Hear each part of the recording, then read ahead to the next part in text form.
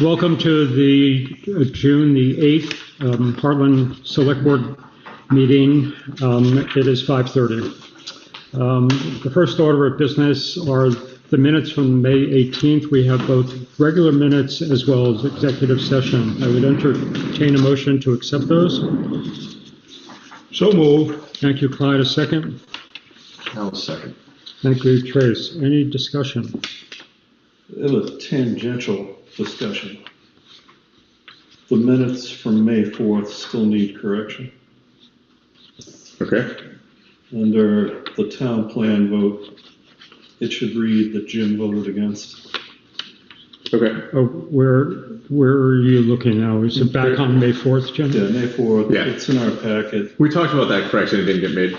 It got Okay. made incorrectly. Okay. Yep.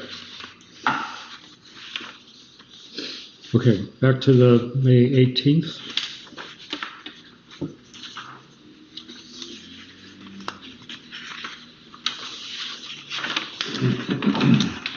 No, I don't see anything. Under town manager update, first sentence, I think it's Connecticut River Joint Commission. Is it Connecticut River Watershed? It's the Connecticut River Watershed Council. It's not the Joint Commissions anymore. So we can So, make that correction to council. yeah.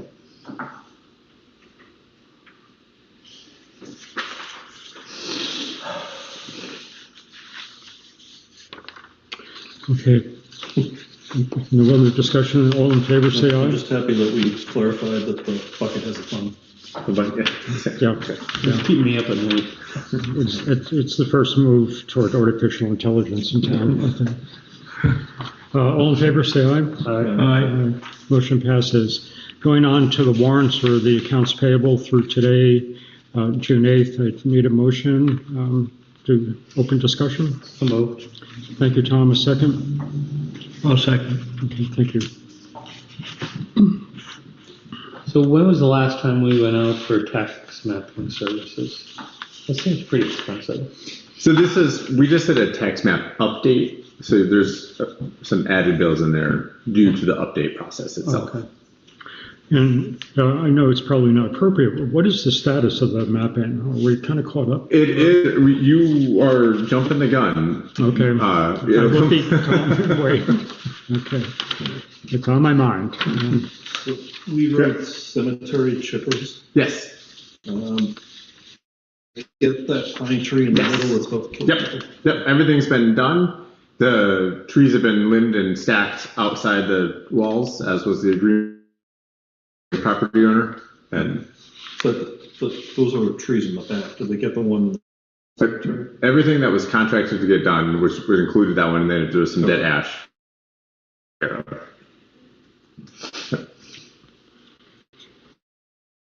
We have more septic cleaning.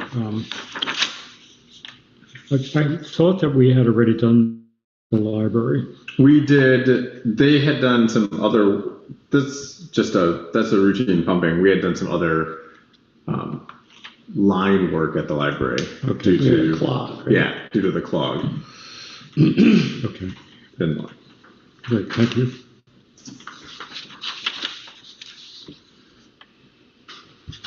How are we doing here today? overall, we're doing pretty well. Pretty much right on target. I'd give you an estimate, but there's still 22 days left in the fiscal year. No, I was just curious. Yeah, no, overall, we're looking to end the year in a positive position. Great. So the insurance payments was like a double payment? Yeah, one is for next fiscal year. Second quarter and third quarter. Oh, sorry, the VLCT. So calendar quarter or fiscal year quarter? Fiscal year quarter. Fiscal year quarter. So past quarter. Yes, the second quarter, we didn't get the bill, so we had to pay the second quarter, and the third quarter is due July 1st. So we have one more quarter to pay within this year. Fiscal year. Yeah. So what does it say next year? Yeah, no, Martin, So the third quarter is the next fiscal year, so it doesn't get expensed in this fiscal year. Because we've already paid 4 quarters in this fiscal year. So it's. It's a prepaid, you're saying it's a prepaid for next fiscal year? Correct. So we can get it in and get it signed and pay bills. So it doesn't get expensed in this fiscal year, so it doesn't Right. throw us in the wrong way. Right, the next quarter is Q1, In the new fiscal year, yes. and this says Q3, It's Q3 for VLCT because it's a yearly, because they're. their calendar calendar year. on the insurance bill. Got it, perfect. Calendar year. Okay. Any other questions? All in favor of approving the accounts payable through today, June 8th, say aye. Aye. Motion passes. Thank you. We do have an adjustment to the agenda. We need to add an executive session to hear a Merrick Campbell request. Are there any other adjustments? Okay. Then moving on to public comments. Anyone online? No. Okay.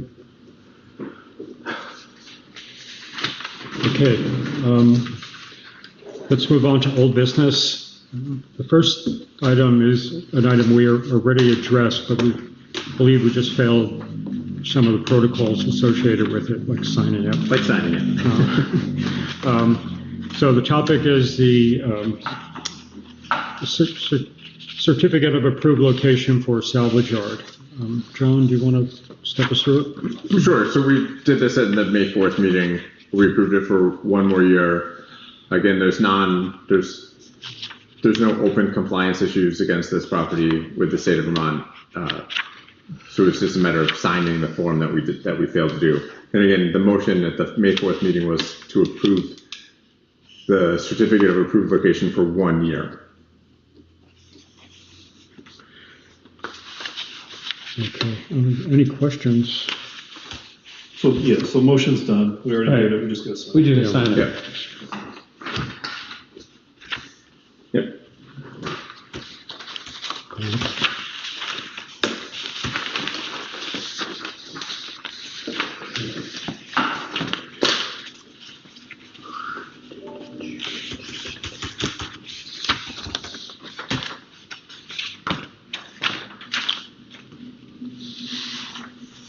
Okay, let's move on to the next item while we're signing that. Local emergency management plan. I'm going to ask you to step us through it on that. Yep. Again, so this is slightly different and would probably warrant a new motion. This is a new form that we were unaware existed when we adopted the previous one. Vermont Emergency Management has told us they won't accept the old form. So we updated the information in here. There was a little bit of new information, specifically around who might staff the Emergency Operations Center and a few clarifying questions about the shelter, which is at the Congregational Church. So that information was added. Other than that, all the information remains the same as from the one that was approved earlier this spring. Okay. And you did work out with the church that they are the shelter. Yep, I spoke with Amy over there and clarified again a few things. It's there's the likelihood that we'll need an overnight shelter is pretty low, but they do have daytime and overnight capacity if needed. So John, this does not have a date on it. The one in your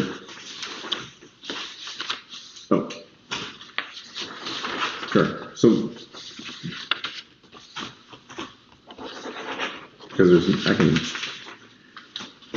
update that. So you have to, all it needs is what the new motion, I think, would be your signature as the select board member. Okay. So we're making a motion to approve the LE for this fiscal year or? Yep. Okay. Do I hear a motion for that? I make a motion that we have Phil and John sign the local emergency management plan for 2026. Is there a second? I'll second. Okay, thank you, Jim. All in favor, say aye. So if you could send the bottom line there. Okay. So then you would certify it, right? Yes. According to this. Yep, I will do that. Phil is signing that we approved it at a Warren meeting. That's correct.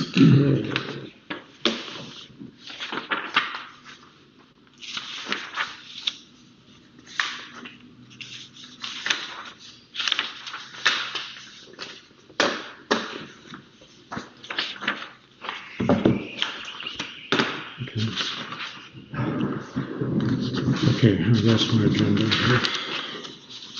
Yeah. Need more paper? I did this twice today, or once yesterday, going through everything.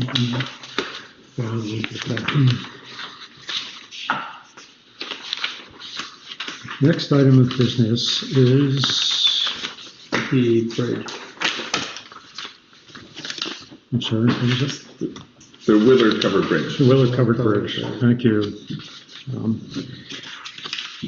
We had, here it is right here, a presentation in the beginning of May, and we were left with two decisions. One is, would we support a alternate route? And second, which option, weight and cost option would we want to choose? So, John, do you want to lead any discussion? Yep. So included in your packet was a little bit of information. There was a page that was inadvertently left out. So at the beginning was the information that VIII provided at the May 4th meeting, essentially walking through, or May 18th meeting, sorry, walking through the proposed needs at the Willard Bridge. And then the sheet that was inadvertently left out was this cost summary sheet. So again, as Phil mentioned, we have to make two decisions. One is, will we commit to having a detour going up the backside of Mill Street onto Quechee Road? And two, which weight rating would we like to go with for the redesigned covered bridge? There is a small town cost share difference between the H5 rating, or the 5-ton rating, and the 15-ton rating.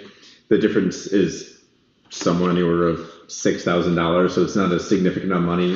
VIII is picking up the bulk of the tab for this project. So H5 would be, our share would be $85,000, and the 15-ton would be just about $91,000. A part of the decision, should be noted, and what was included also in your packet was the report that we got from Heritage Engineering back in 2024, which was on the southern bridge, or the quote unquote newer of the two covered bridges, which right now is posted at, would be recommended to be posted at 12,000 pounds. Okay. It's currently posted at 10. It's possible to go, all factors considered, to 12 if the select board wanted to move there for that bridge. And does that help us by going up 2 tons with vehicle size going across there? It helps a little. You're still not getting a fully weighted fuel truck across the bridge. But I think that analysis was without any extensive changes to the bridge. Right? Yeah, and it does go into some proposed changes. Yeah. So what I see catch-22, right? We get 2 bridges that can't hold the right amount of weight. I mean, there wouldn't bridges, so there's a limitation anyway. But you can't get the rescue truck across. You can't get the forestry truck across. If you fix the old bridge, you eliminate the catch-22, right? If you bring the old bridge up to the H15, you no longer have a catch-22. You have one inferior bridge, right? And down the road, maybe we can use some of the same design ideas and replace some of what's under it with, manufactured lumber and get it up to a decent amount, but be a project for down the road.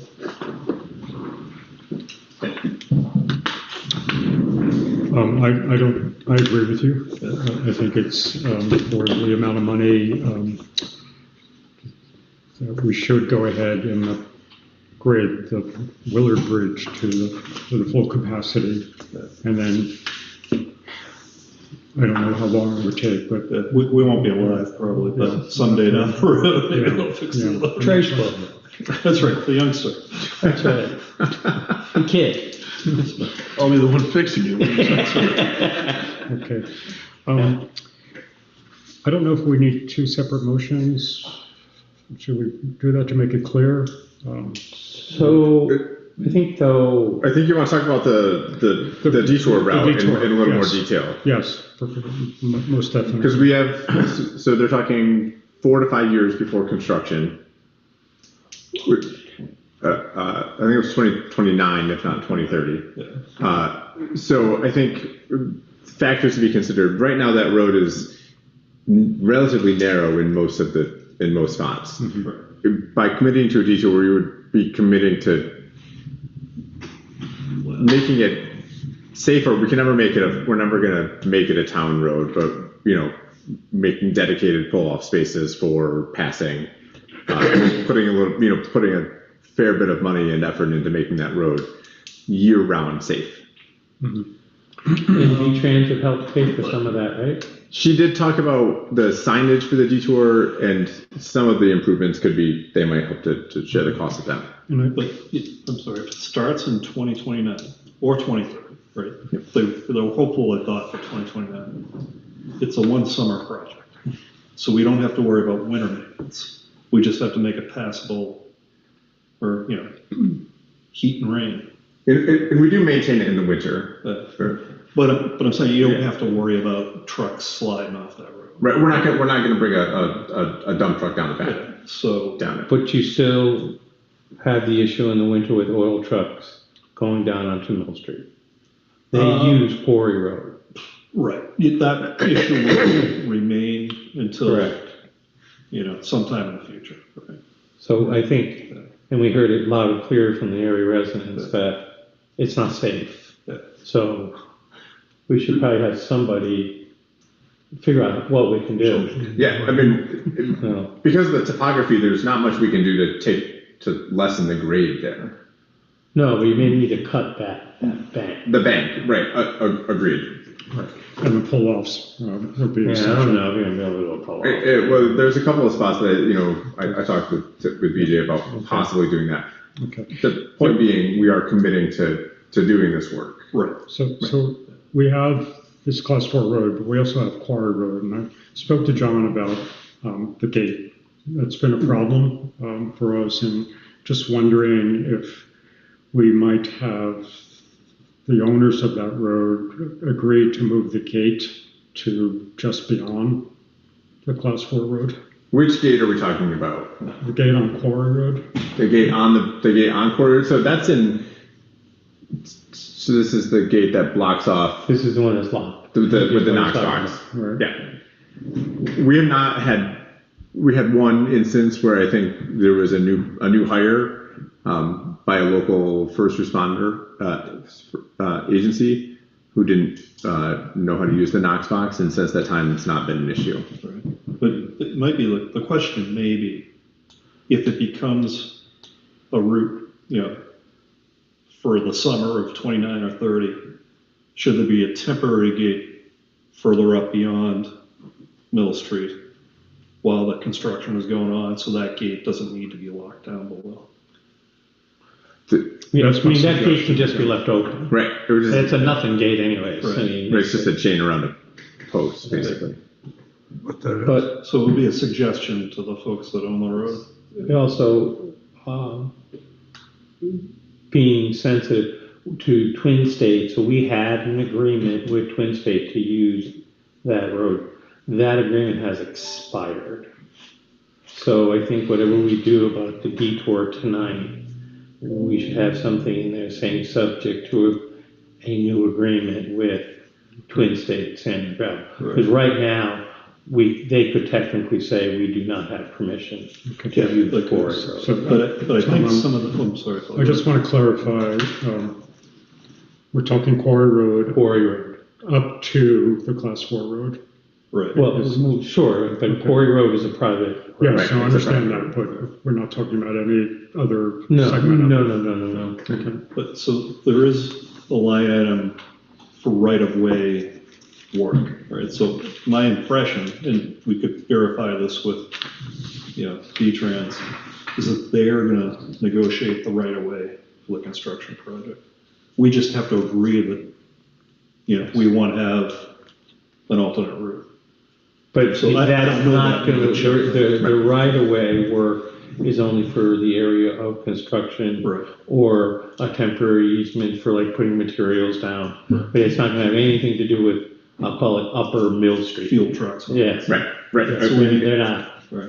Exactly. so. So the two motions, the two action items that are needed are which weight rating, which I think there was a relatively quick discussion on, and it's just a commitment to the detour. I think the details are to be worked out, Yes. but the agreement with Twin State is an important consideration. Yeah. But important, but unique, separate. Yes, yeah, but separate. Okay, and it looks like we should have two motions. The first motion would be, well, We'll do is there any the more easy one. discussion on which, I'll make a motion that Yep. we advise V-Trans that we want to rehabilitate the Willard covered bridge to an H15 load rating. Yeah, alternative 4. Yeah. Alternative 4. okay, is there a second? I'll second. Thank you, Clyde, all in favor, say aye. Aye. All right. Okay, motion passes. Now, for the detour, it sounds like we are at a very high level that we will go forward with the detour. And do we want to insert that there needs to be a discussion with Twin State? Or is that a given? I think we just go with the detour. Just unless For other right stuff now, works. let's go with the detour. Yeah. Okay. I mean, there's no other option, right, besides the detour. It's not like we have a choice of one. Okay. So, And someone want to take a shot at the motion? I make a motion that we use the detour presently being used in the winter, which takes us from Mill Street up to Quarry Road and then out onto Route 5. I'll second. Okay, all in favor, say aye. Aye. Motion passes. Okay. Thank you, John, for having the paperwork for us. Yep. Going on to new business, we have the contract with the Windsor County Sheriff to renew. We have talked about this over other meetings. Any discussion? So just a reminder, we're moving from 32 hours a week to 40 hours a week with contracted police coverage with the Windsor County Sheriff's Office in this coming fiscal year. And you already budgeted. Yep, that was budgeted and approved at town meeting. And I would like to just interject that I would ask that the policing committee had an opportunity to meet again after this contract is signed, because we need to have the contract so that we have police. Correct. But would like to review pros, cons, successes, failures of what occurred when we hired police and see, let's maybe do a little bit of research as well. So if we could. Tracy, I think John has already done that research. We asked him to check out various options. 6 months.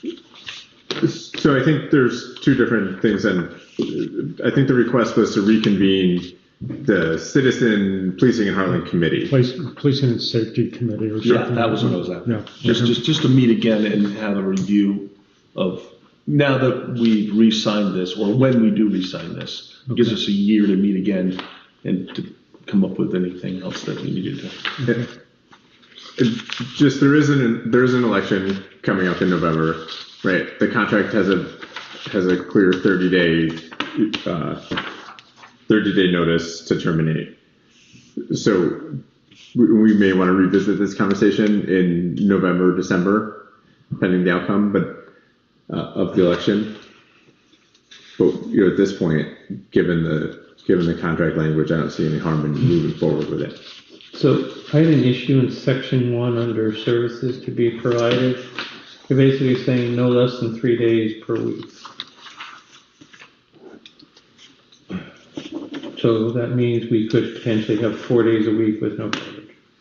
Is that new language or was it already in there? I don't know, I'm just reading, I just read the contract. I didn't look at the old contract. So I think one of the things that we have run into, we ran into it 2 months ago with our bill, is that they get into these really protracted engagements in town, and so they could easily spend 8 to 12 hours in a single incident sometimes. Yeah, I So- think Okay, The point is, like, they will. I'm just bringing it up, I Yeah. mean, we should extend it. We extended the hours, we should extend the days. Even if they're only in town for 2 hours on the 5th day, because they did 12 hours on the first day. You want to extend it to what? At I least would 5 days, right? I was thinking 4, but, it's hard to get people on weekends. We also have, we still have the elected constable. We also have Yeah. a contract with the state police. Right. But, I mean, 3 days just seems like, I think that's a little. that's a low, Yeah. right? Especially if it's 40 hours. So I can understand occasionally they'll have a 12-hour incident, Yeah, but they can still do 2 hours. sure. So do we want to go to I'd say 5. I mean, we're not hamstringing them, we're just saying show up, for an hour. What was the last contract? Do you have the last contract? yes, it could take me a minute to pull it up real quick. So we're talking about, in section 1, A. item A, and we're talking about leaving the 40 hours per week, but how it's proportioned or spread over. How it's spread over, correct. Okay.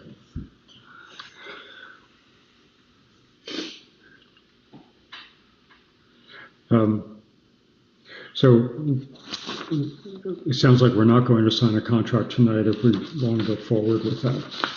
Well, I think we could approve it. You could authorize me to sign the contract pending the change pending the change. Okay. Just leave it up to John to negotiate with them if they say. Okay. Okay. I'm just concerned about their financial viability, that's all. Again, I think there are a number of concerns that we've discussed and have been discussed kind of in the news. All that said, when we've had incidents since the turmoil began, and they've been very responsive to requests. They've been very responsive to feedback. So I continue to be happy with the services being provided. Yeah. So I make a motion that we enter into this contract subject to the town manager negotiating for more than, negotiating more than 3 with our preference in 5 days a week for providing services. Okay. Can I ask a slight amendment to have contract starting July 1st? Identify which contract. Oh, sure, sorry. Okay. All in favor, say aye. Aye. Okay. And that would be 2026. Yes. Yes. Okay. Let's move on to, we have 2 liquor licenses, both renewals this evening. There's a few more than 2. You have Two entities. 2 entities applying for liquor licenses. Right. Yes, sorry. Tobacco and liquor, and I'm not sure if one's outside alcohol, right? Look that closely.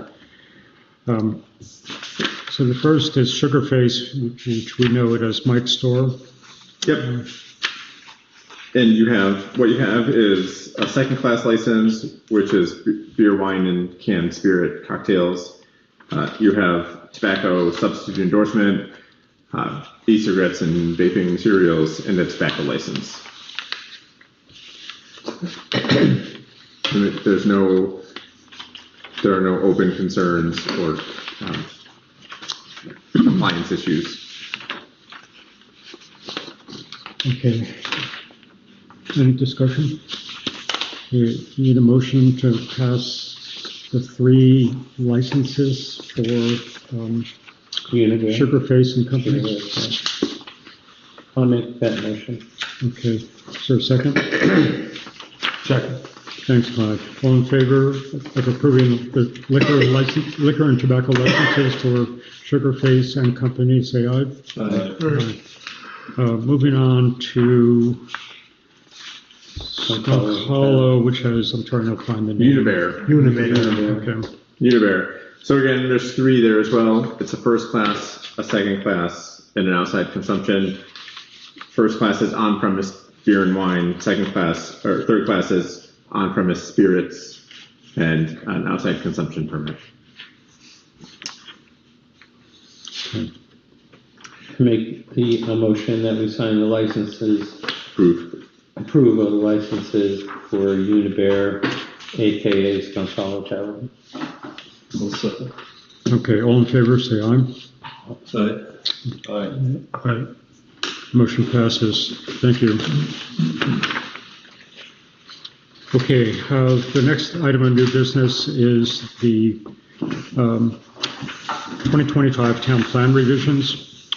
We have a collection of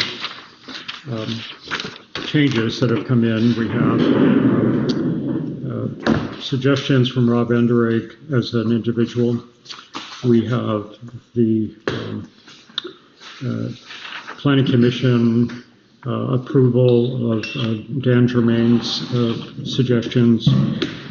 We have the comments from the public hearing, and then we also have the document that came with the plan that as we received it, that has a number of changes through it. So what I thought is, let's start with Rob Enderake's suggestions, and then start stepping through the rest of it.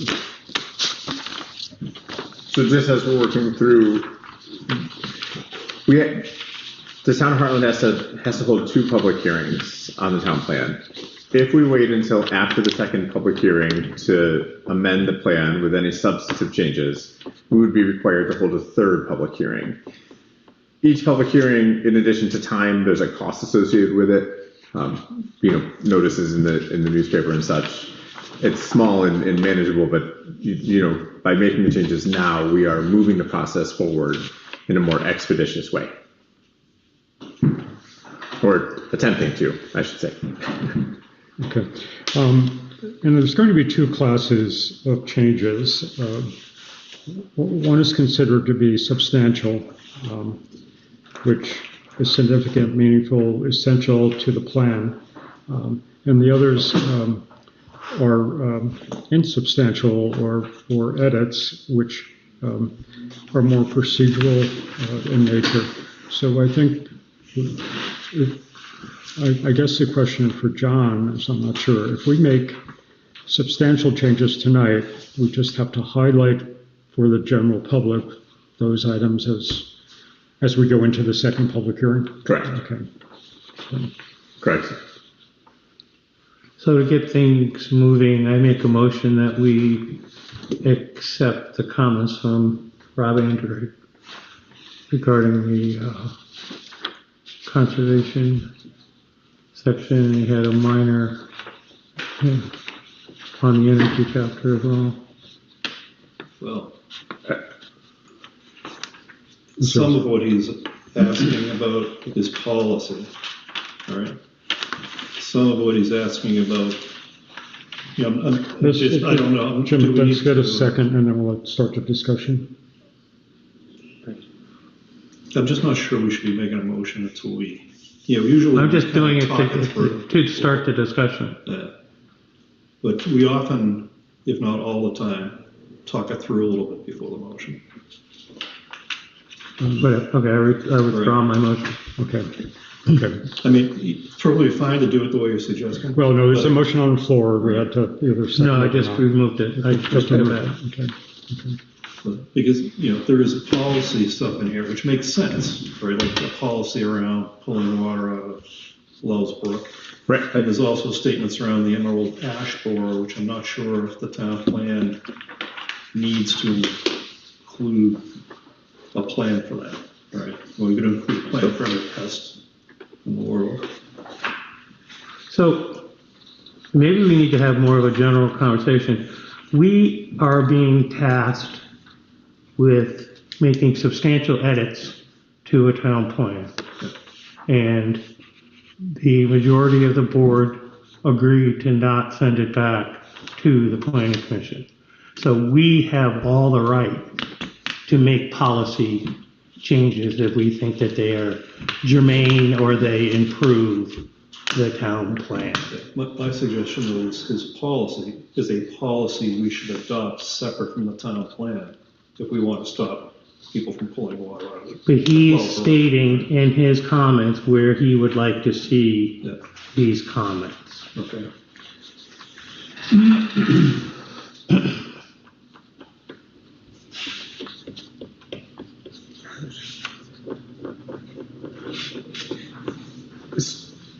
So I'll jump in. I think, Jim, and I think I'm in agreement, like the third one down on Rob's list, right, to use this one specifically about Wells Brook, is that the request is that Hartland should have a policy that no commercial water withdrawal from the town occur. That's more than a recommendation. That's a policy statement, and I don't know if there is broad consensus on the board right now to adopt a policy to say no water withdrawals from private companies. That's my concern with that. I think there may be, but I think it's like something you have to tackle outside the town plan. It's a policy. Well, we talked about that last year when we raised concerns, especially during the drought, that we shouldn't be having commercial withdrawal of water. Yeah, but it's like the highway policy or anything else, something we have to tackle uniquely. Okay, that's fine. Well, policy. Right? So it should be on the future agenda items list. Yes. I will be attending the Conservation Commission meeting on Wednesday, and we will be talking about this very topic. And that's their last meeting of the year. They don't meet in the summer, right? There you go. That is.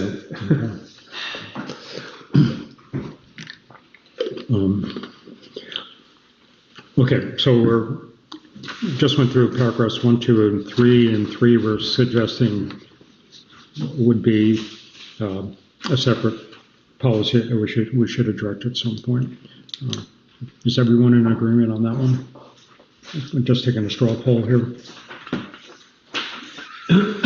Silence prevails. Does this need to be in, so what you're saying is this does not need to be in the town plan? I'm saying there could be It was never approached by the town planning commission before they handed us the plan.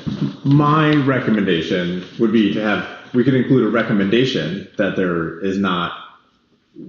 town does not allow some sort of language that the town does not, approve of water withdrawals from private companies. But making a policy statement in the town plan when there's not something that's been discussed at a recent select board meeting is committing the board and the town to doing something that I'm not sure we are ready to commit to. Right. Did I talk in? Is that? Yeah, it was a perfect circle. Is that nice? The planning commission did not discuss this. So this does not need to be done through the planning commission or the town plan. That's correct. Because, I'm just saying, just like this is we have your other job rules in now. our town that people have to follow. This is going to be one that we're going to create later on down the road. But just to clarify, just because it was not discussed at the planning commission does not mean the select board cannot insert it into the town plan. Right, that's what I was trying to say, Trace. Yeah. Okay. I think that would be just overkill if we decided to try to insert it in the town plan at this point, because we already have enough changes that we need to make to that. So let's just do this separately, but that's my opinion.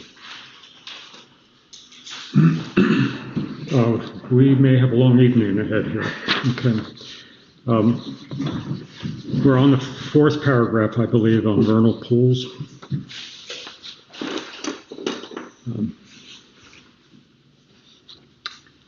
this is just an update, right? to Correct. Current numbers. And then the fourth paragraph is a recommendation that Hartland should make an effort to convert more of the potential vernal pools to confirmed vernal pools.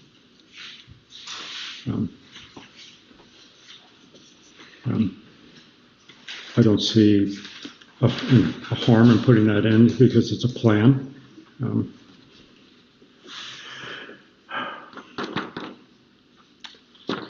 I'm okay with it. Okay. The paragraph, the town recently adopted policies governing class 4 roads and legal trails. These should be referenced in the introduction to chapter 5.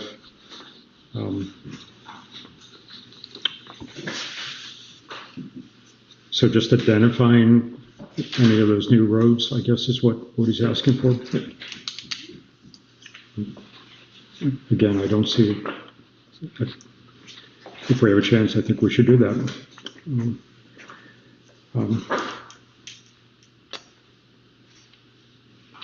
So rather than go through all these, Tom opened with a suggestion that would take them and put them all in. Trace, you're showing some hesitation on each and every one now. So I'm not really sure. You basically said you're uncomfortable with any of these because the Planning Commission hasn't looked at them. The Planning Commission has not looked at these. And we've been both reminding you that we own the town plan now. I know. And every time we seem to have a conflict is when the Planning Commission hasn't looked at something and then we approve something else being done without discussing it with them first. And that seems to be a consistent issue between the Select Board and the Planning Commission. So what I'm saying is that I agree that these things may or may not need to be in some formal writing for our town. Does it have to be in the town plan? Is every rule that we have in our town in the town plan? No. No. So this could be a rule that we have.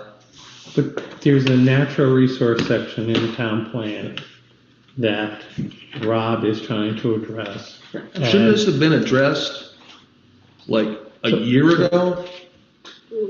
Or 2 years I don't ago? really want to get involved in what type of public outreach there was with the Planning Commission or whatever, but I think we do have other members from other committees in town who are bringing things up, and I think we have somewhat of a responsibility if they seem to be reasonable.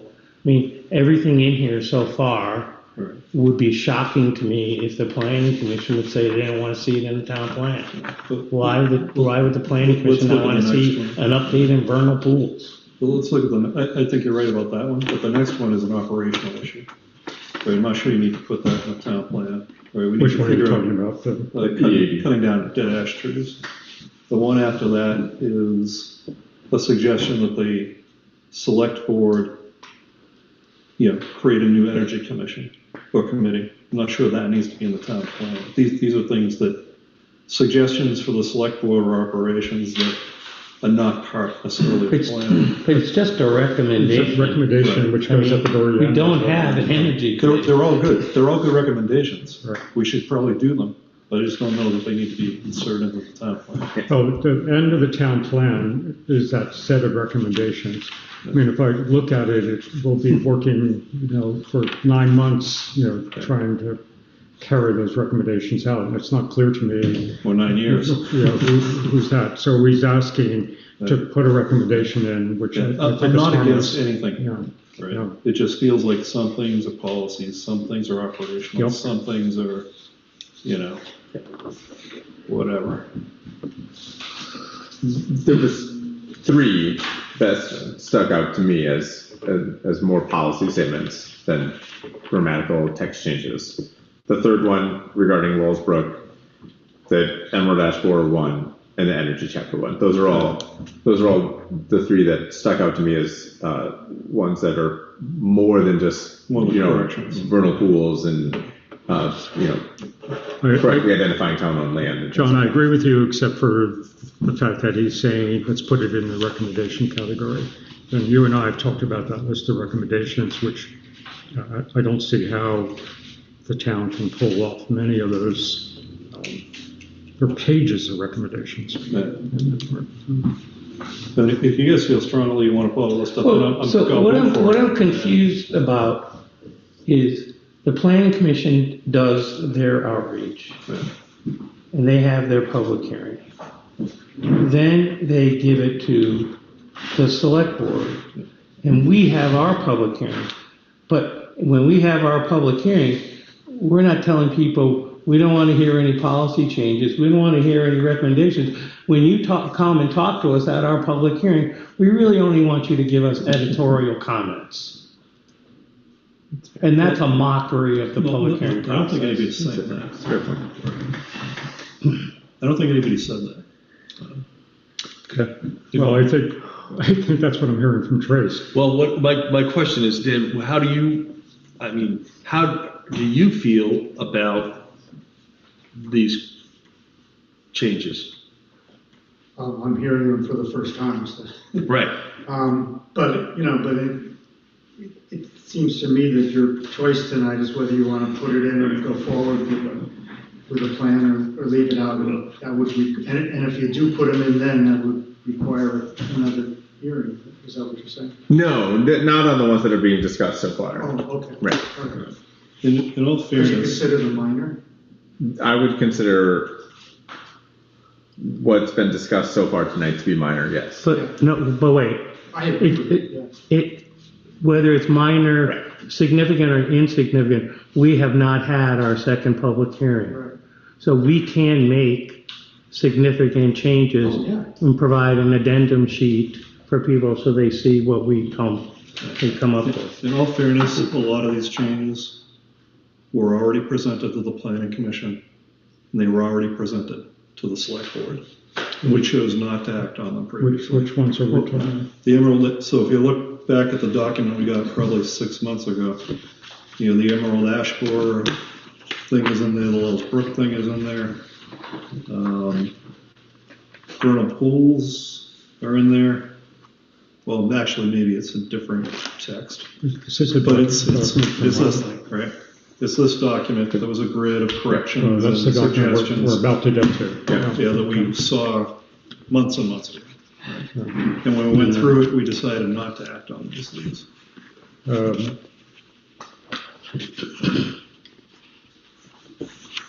going to hold on that one because I'm not sure until we get to that document, because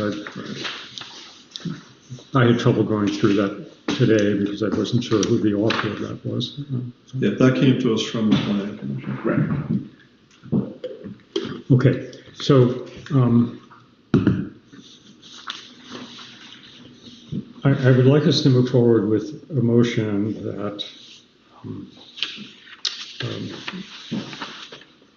with the document comments on the draft town plan, June the 2nd, 2026 by Rob Anderegg, that we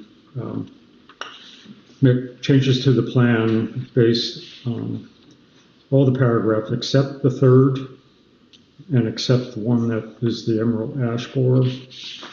And I would like to leave the energy as a recommendation in there.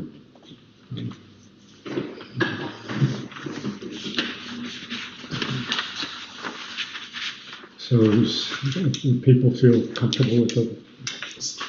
So, Tom, I just want to clarify. I was not trying to suggest that the board was not open to policy changes, but that some policy changes then would require subsequent follow-up. And I don't know that the town is ready to commit significant resources to cutting down, ash trees in town at this point.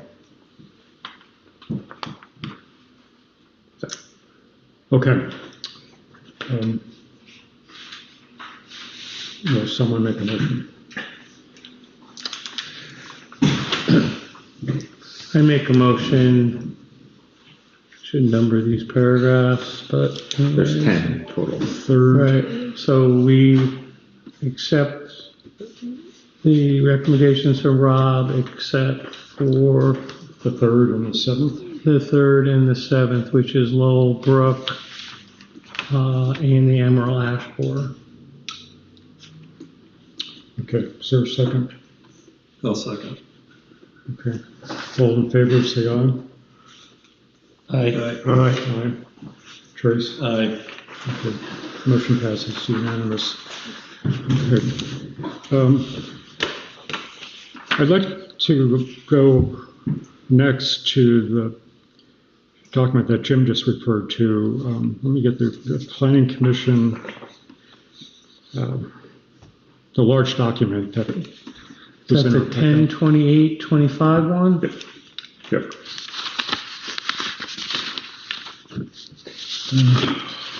Very short. Yes. Yeah, this one. So, Yes. so this document was provided after the Planning Commission's public hearing. The reason it was included in the packet was not for all the ones that were not included, but at the back where it gets highlighted, submitted by Hartland residents after the open hearing, because there was a comment received at the first public hearing from Bruce Merritt regarding previously submitted comments on the energy chapter. Those are the ones that have been highlighted in this document, and which is why it was included in the packet. Because as was just pointed out, the board did receive this and review it during the initial review of the town plan. Well, I would make the argument that the planning commission received that document and they chose not to include it in the town plan. Am I correct with that? Yeah, I don't recall whether or not we got the document. I mean, he came to our meetings and spoke. The feedback received at the Planning Commission public hearing was noted in this document. The Planning Commission voted to move the town plan forward without amending the town plan based on feedback received at your public hearing. Yes, whether or not he made suggestions, either oral or written, and whatever we move forward, that didn't take those into consideration. You provided them to the select board for their input. Sorry, no. That's my recollection from last time. And I don't have the rest, so I can't tell you whether I remember whether he submitted those same packets to us. So let me try to restate it. At the Planning Commission public hearing, these were comments that were received during that time or afterwards? No, during the town plan public hearing by the Planning Commission in October. Okay. The Planning Commission approved the town plan without amending the town plan based on feedback received. Okay. And then provided the select board with this document. And the reason, again, that it's in the packet tonight was because a resident referenced previously submitted comments to the Planning Commission, which have been highlighted in the document that was in the packet. Right. That is confusing. Yes, it's confusing to read this. There's, But I think what happened was the planning commission took a pass on this feedback, approved the plan without it. We reviewed it and did the same thing. Now the question is, do we want to revisit it? Well, more succinct. Less words. But I'm not sure we actually. I'm just trying to figure out who's on first here. My understanding is the planning commission had seen this prior to their public hearing. Prior to our public hearing. they received this feedback. Some of this feedback was received at their public hearing. So with the public hearing from the planning commission, we were told we were going to get edits by the chair of the planning commission. This is far from a series of edits. These are wholesale policy questions that I am not, as a select board member, comfortable in answering because I don't know enough about it. I don't know what the discussion, I mean, the planning commission in writing the energy chapter, must have talked about some of these things, and it's not in the chapter. So we need to assume that, that the planning commission chose not to place these in the thing. So I know the person who wrote these spent a lot of time, but I'm sorry. Right, but at a prior meeting, we reviewed this and drew the same conclusion. We weren't going to change the town plan. We'd have to replay that meeting, but Yeah, a while ago. Jim, I don't remember going through this detail. I've never seen this before. Because that's the This first has been time. in past select board packets. I don't remember Fannie Mae will not purchase mortgage loans ever. I mean, We talked about it, Okay. guarantee it. We did not talk about that. We talked about the. okay, so we have a disagreement whether we did or we Okay, didn't, so but we talked about, So I make a motion that we do not include the statements about on the energy chapter, and the telecommunications chapter, given, the complexity of the topics and not having, feedback from the planning commission. Could we state that we will pass this on to the planning commission for further changes in the future to the newer town plan? Because they're gonna start developing new ones down the road, would that? do they not? I mean, they should have it, but sure, there's certainly no harm in. they already have. They have it. Yeah, This came from Yeah. the planning commission, So so. there maybe, then I should change the way I mentioned that as a readdressed in future planning commission meetings. Sure, for amendments to the, Yes. once the town plan is What's the passed. planning commission? They meet the first I don't know what, they meet the first Wednesday of the month, but they're currently not, It's just working that- on the town I plan. think it's good information. I think it's great information. I think But I just want to, I think it's important to note that receive feedback does not mean feedback that will be incorporated into the future town plan revisions. or just It's like- or discussed, but it may not be, make it may not be accepted. Right. So Okay. so I'll We included, that was the packet that was sent as an addendum really to the town plan that we forwarded to you. Yeah. So you can assume that we heard those comments and decided not to act on them. Okay. So, Thank you. Thank you. That was helpful. There you go. So we have a motion on the floor. Would you like to revise your motion? I was just going to add what Trace just said, and that we ask the planning commission to review these comments and see whether they want to have it in the next version of the town plan. Or as amendments to the Town plan, whenever that occurs. Okay. Tracy, you're comfortable? Yep. Well, second. Okay. All in favor of Tom's motion regarding the document 2025 Hartland Town Plan draft dated 10/28/25, say aye. Aye. The motion passes. Let's go on to Where are we at? the public hearing comments. We have a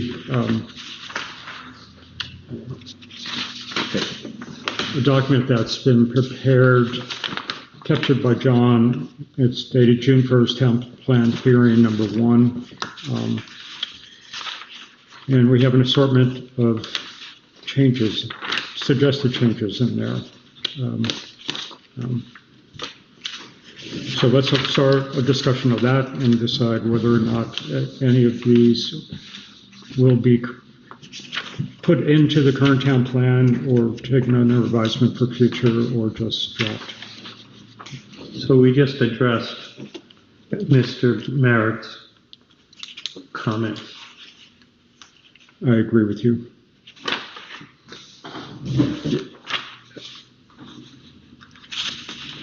Did we receive anything else from Mr. Barrett? No.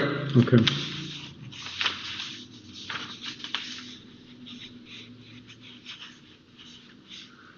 I think Mr. Honesty is more of a question, and we answered that at the hearing. Because we do have 2 or 3 or 4, I don't know how Right. many. Okay. I think Chris Knippenberg and Dan's, I think that's going to be discussed as a separate item. That's going to come under the should shall discussion, I believe. Mhm. So we would need to discuss that when we take that up. Right? So what does Amy Ashline mean by confusion of what was adopted by the select board? So, go ahead. So I think there was the conversation was about what was being discussed that night. What was the official document up for discussion at the public hearing. Okay. And we made it clear that the document for everybody is on the town's website. Correct. So that's the most current document that we're reviewing right now. And available for public viewing in the town clerk's office. Yeah.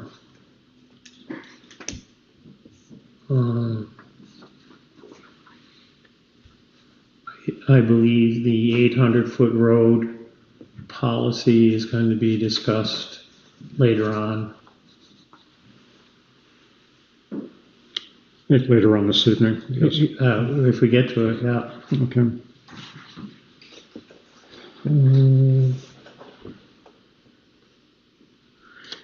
And the statement about property rights seems to be an individual.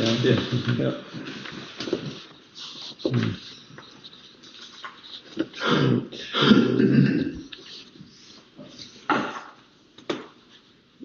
Cheyenne's documents, statement. Yeah. I think we answered Cheyenne. Yes. I think so. Agreed. I believe the question that Sherry Clark had on page 22, that's going to be part of that other discussion as well. So we should just include it when we're talking about the rural policies in the land use section. So is that okay, Sherry? We'll get to it.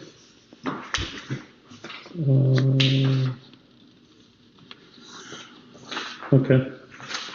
So Matt Taylor, we've got that straight. Yeah. Bruce, we talked about already. Amy Ashline again. Housing unit being recommended. So I think that was answered by Brian. a member of the Two Rivers Commission. Yep. I think the targets don't necessarily have any bearing on, it's not forcing the town to do anything. They're just targets. So I think Amy's last comment, Ashline, we did make things more restrictive because we have these targets. And again, I think as stated at the public hearing, those were just targets that were generated by the Housing Finance Corporation.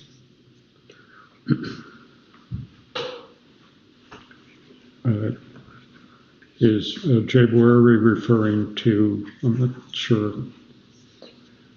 I don't know.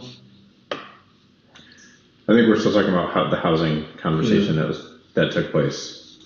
So essentially, the goals, the housing goals, were a top-down directive. Right. And again, that's the same comment that received from the John Magler was comment is a continuation of that same housing conversation. Okay. And Going on to Vicky. yeah, and that's again, that's the whole rural policy. That's the land use chapter. I think, Sherry, we defined the villages for you at the hearing. Did you get an answer that you were acceptable? I think the should come out and shall. When I talked to a person that had been on the planning commission before, should and shall are the definitive words used versus I suggested will, but I think the common terminology is should or Right, and we're gonna talk about that in a few minutes, since we get through these comments. Amy Ashlines, yes, existing land use maps and future land use maps have had boundaries for 50 years, and that's just the nature of land use planning. Okay. So we'll go on to the I next. did notice that we didn't, Matt Wheeler's statement, confusion on what people can do to contest. And I don't, when I think of it, I'm like, you have to go to the planning commission. The question that Matt raised at the public hearing was, if the select board votes to approve the town plan, what can the residents do to repeal it? And the answer is nothing. Nothing. That was the question that was raised at the public hearing. Because you're gonna have a public hearing to vote on it. If it gets passed, then it's been voted on, right? So, I mean, But the select board is the ultimate, has the say to approve the town plan. So we're at the land use chapter? We are at the land use chapter. Okay. Yeah, I want to get my town plan and look at my notes. So, folks have their town plans with them? I hope so. which one? The same. Oh, good. Okay, let's go through the chapter. Yeah, so, Do you want to go through it, or yeah, we have a member of the planning commission here who wrote the planning commission approved letter, which I think highlights the overarching comments. right, Yeah, maybe we start with the letter. Sure. so, And those comments were approved by the Yep. entire. Yep. so, yes, since it's important, I'll just read them. I won't read the italics, but the planning commission urges the select board to reinstate the language the planning commission used throughout chapter 1 regarding land use. The preface section of the town plan starts with the following, and it just talks about a guide and so on. Is that, you okay with me not reading all that, Dan?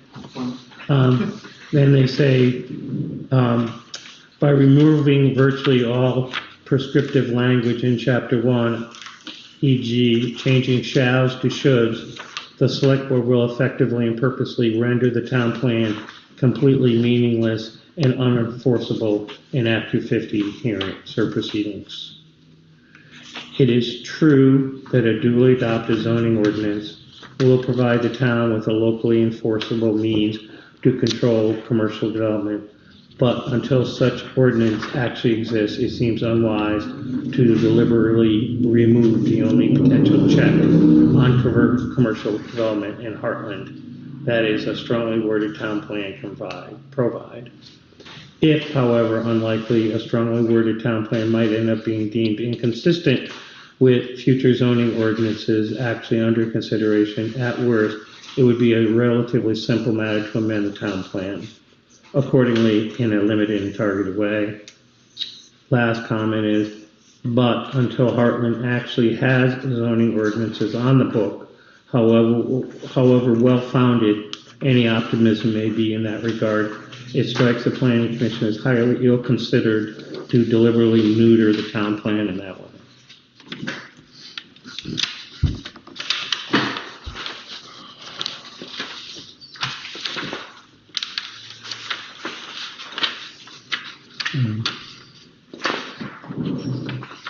So the first issue is on page 19. Well, how are we determining what's an issue? So I think that, sorry. No, go ahead. We have a copy of the town plan that has the marked up version that we received back from the Regional Planning Commission, which has the edits that were made after the Planning Commission. There are, in essence, 6 policies that were changed to have shoulds to shalls. So we're talking 6 words. It's, right. Ultimately. So I don't have that version open at the moment, I can open it. But is there only 6 strike-through red lines in that chapter? There are more than 6 strike-through red lines, but those are the 6 instances where it went from a should to, or a shall to a should. Okay. And then subsequently, the land use recommendation chapter at the very end. At the very end. Has similar Yes. changes that we need to correct. Right. Yeah. Right, so if we make this change. So yeah, on then- page 19, at the Village Center Policy 6, Right. So why wouldn't we just revert back to the language submitted by the planning commission and make it easier? because I think some should be reverted and some should not. Okay.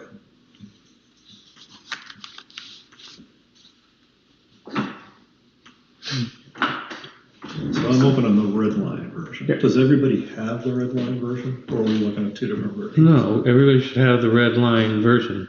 It's got a red line too. It's actually purple. It's purple, it might be purple. I'm okay with it. I want a purple. Do you want my copy? No, I got a copy, just to make sure. So under number 6. yeah, Yes, it says, and shall be prohibited, and it's lined out. Okay, great. And I just want to make sure we're all looking at the same. Yeah. thing. Yeah. Okay.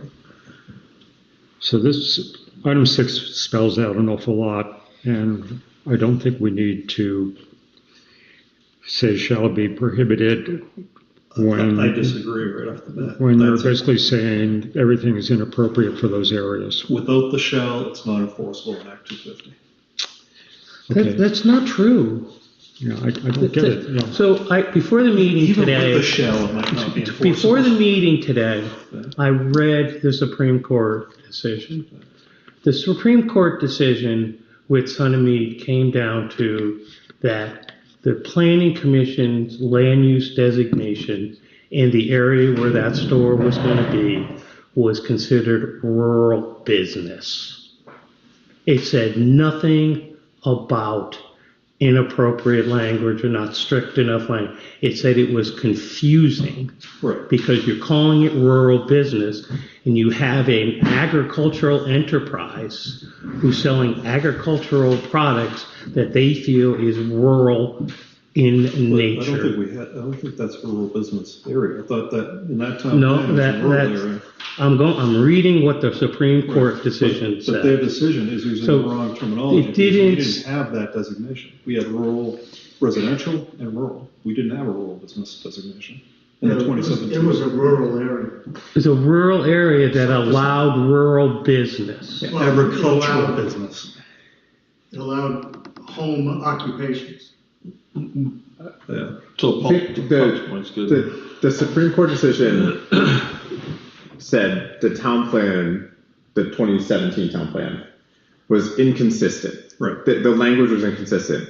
The decision did not boil down to shall versus should or weakly worded Right. policies. In It came that down to sense. internal inconsistencies within the town plan. Right. I think they were concerned there were provisions in there promoting agriculture. Right. And Right. then provisions restricting business. Right. In rural areas, and they found those to be in conflict. Right. Yeah. Yeah. So it's not a rural business area, rural area, agricultural business. Okay, I'm just reading yeah. what the Supreme Court said. Yeah. So, Okay, so, But we're not just dealing with that one decision, we're dealing with decisions that are gonna happen potentially under the next town plan that we cannot predict, right? So to not have strong language just weakens the town's position on anything that comes along, whether it's a hotel, a Walmart, McDonald's, or, slaughterhouse.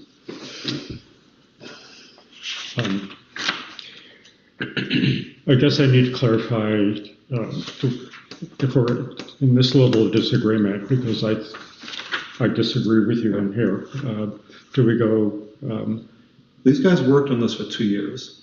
I still don't get why at the last minute we undid their work. because I philosophically disagree with the Planning Commission. The Planning Commission is trying to insert zoning type language in the town plan. And if you wanted to take it a little bit further, they're doing that because, and I won't put words in the planning commission's mouth, because they're afraid we won't get zoning passed from the stuff. So what we're doing without the residents being able to vote, we're putting in quasi zoning into our town plan. That's what we're doing. But For Act 250. for Act 250, for commercial, If it's not an Act That's right, 250 but- project, it but wouldn't. it doesn't apply to residential development. What Applies doesn't? to This is the first one is in the village. What doesn't apply to residential? The language we're putting in is around Act 250 commercial development, not around what a resident can or can't do in their private what- living. Well, it could be. If you have a housing development and there's more than 10 units, you're gonna trigger Act 250. Yes, but that's commercial level Anything that development. triggers Act Act 250. Right.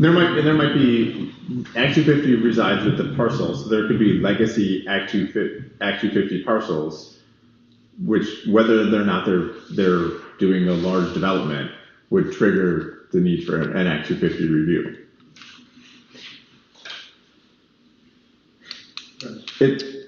I think we're not going to agree. Personally, I think we should just vote it up or down. I mean, and just call it, Vote whatever. whether remove the shall, put the shall in. So accept Two Rivers changes or not. And vote it up.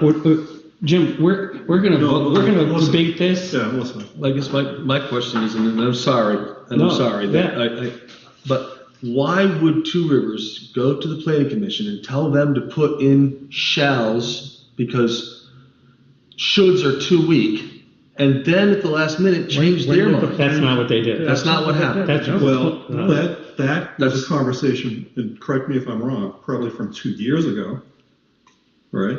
Now their position changed after these guys started their work. I have no idea what happened. I think that's sort of a little bit of a Weren't they advised revisionist- though? Wasn't the planning commission advised by Two Rivers for a couple of If years? we wanted the town plan to be, and to be considered under criterion 10, under Act 250, the language that would be necessary would be shalls. Right, and so- then Or shall nots, and so they told us that, and then, so that's what we did, but I think Phil and Tom have framed the issue correctly. In other words, you either think that the town plan, it's inappropriate for the town plan to even attempt to do, have any restrictions, because that's what zoning is supposed to do, and that's correct.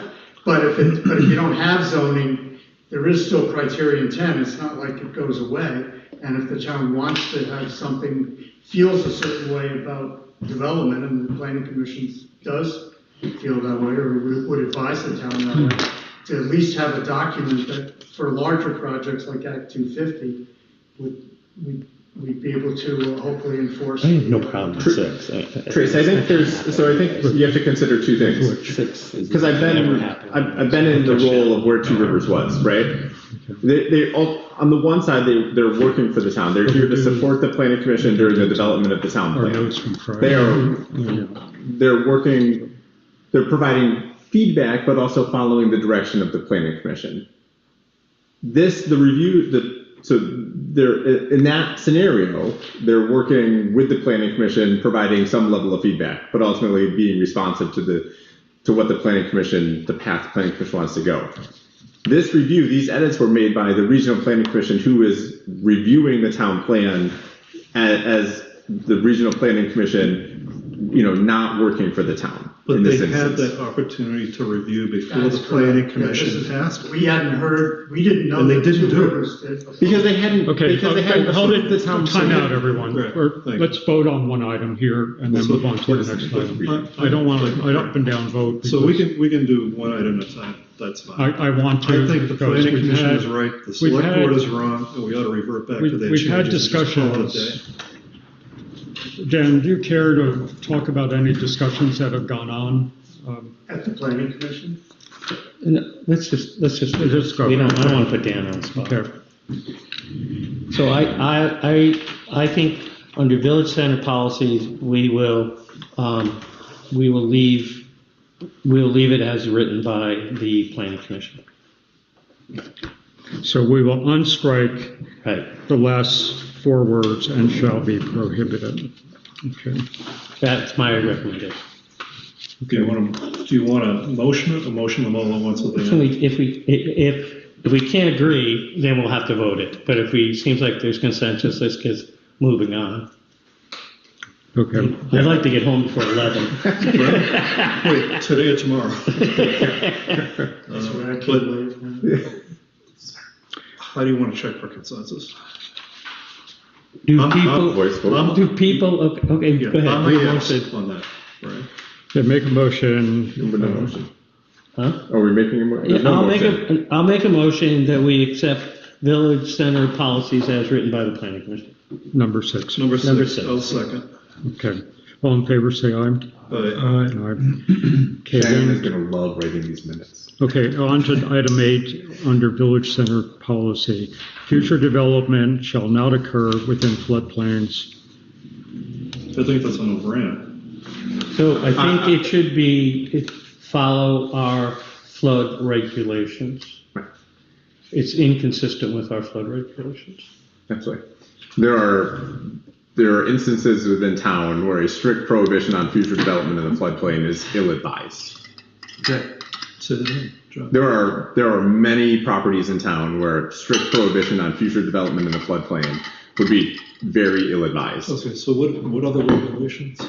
We have a duly adopted flood hazard bylaw which regulates floodplain development in the town. So the town has that. Yes. Yeah, All right, adopted by us. so how are we gonna word that motion?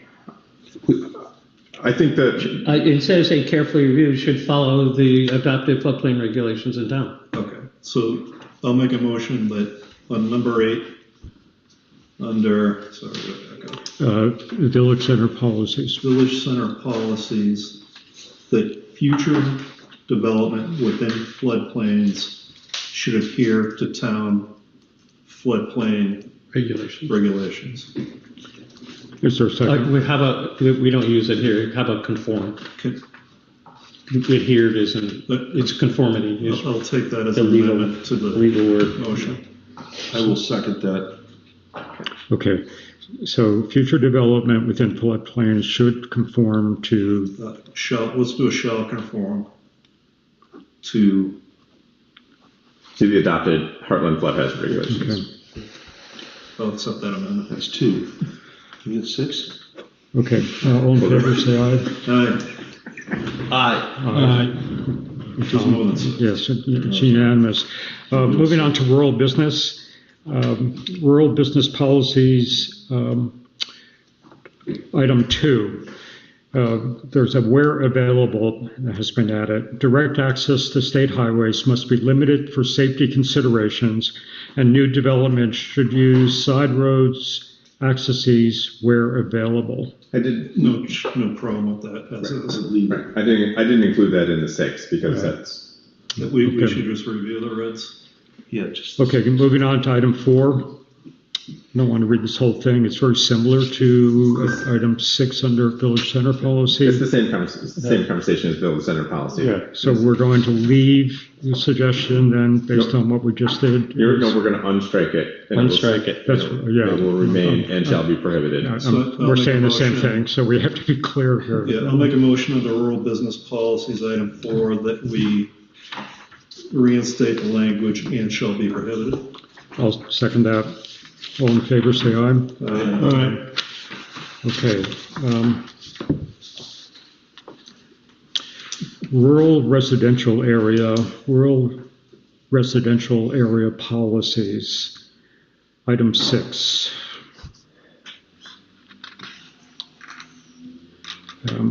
It did say industrial development is prohibited in these areas. It now is suggested to say must be carefully regulated to minimize impacts to roads and neighboring properties in these areas.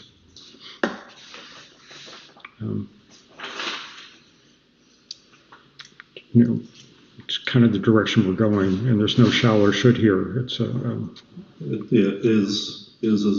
Prohibited. is a shall. There is I heard it is in there, but I don't think that whichever one you go with really changes Right. anything substantial. Okay.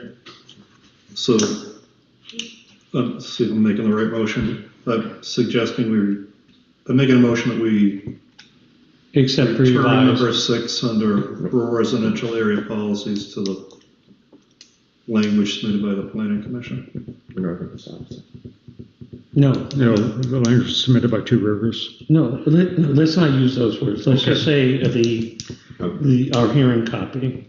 So it's, must be carefully regulated to minimize minimize impact to roads and neighboring properties in the area. Okay. We're taking out So, prohibited. but this, okay.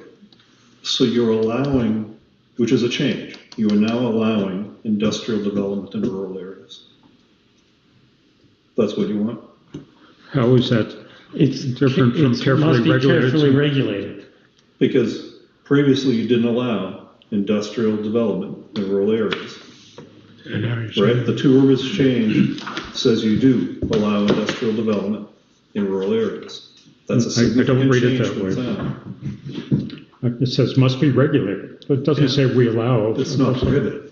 So if you must be regulated, it must be allowed. One is we have no definition of what industrial development means. Two It is, might be defined elsewhere in the plan. no, we already looked. Two is, they're talking about these areas is basically all the roads that are part of the state highway system. US 5, State Highway 12, Okay. Jim, I think the argument here is there is industrial development in rural residential areas. The statement that it is prohibited would preclude anybody who has an industrial development in an existing rural residential area to do any expansion at all. Because it's a blanket prohibition. So the problem with blanket prohibitions is that you're not accounting for all of the existing development that's occurred to date. and there's a couple of places in North Hartland that is considered industrial. So do you So I think that's on that one? Could you repeat that again? me. Yes, you're not. You are precluding people from expanding an existing industrial development if it exists within a rural residential area by having such prescriptive language. We call it a non-conforming use. But it's already there. Right, so Right. it's already there, but by saying Right. shall be prohibited, you're saying you can never do any expansion. Get rid of prohibited. If they needed an Act 250 permit to do something else or to expand. Unnecessary. But Put in a but building. if you put regulated, now they can, Carefully regulated. They can argue right, okay, Okay. thank you.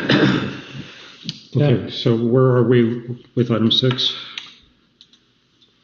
Was there a that on motion? that hill. I already made a motion. Okay, So Tom, can you restate your motion? It's industrial development must be carefully regulated to minimize impacts to roads and neighboring properties in these areas. I'll second it. No, second that, yeah. Any discussion? Okay, all in favor, say aye.